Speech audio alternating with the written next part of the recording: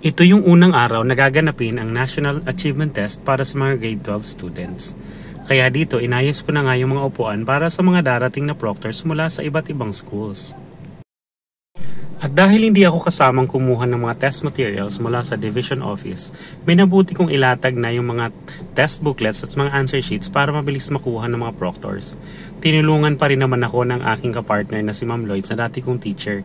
Napakagaling nito na testing coordinator. Ay hindi pala, wala na palang testing coordinator. Ano nga ba ang tawag? Taga-manage ng examination. Siguro hindi pa natin alam kung ano ang itatawag sa amin later dahil bawal na nga ang coordinator sa school.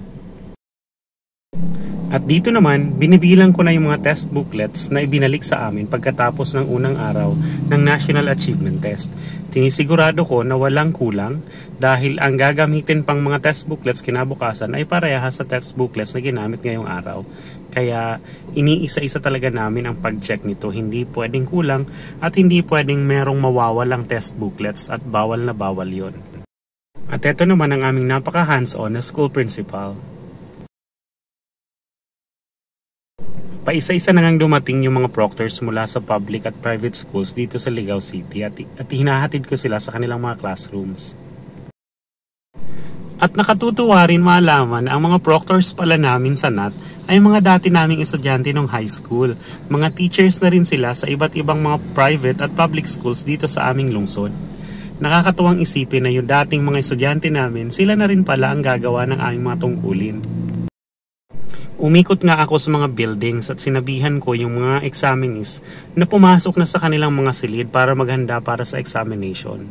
Kung makikita nyo, marami kaming estudyante, nasa halos 1,200 ang magtitake ng National Achievement Test sa amin sa grade 12. Kaya mahirap itong i-manage na napakalaking bilang ng mga estudyante yung magtitake.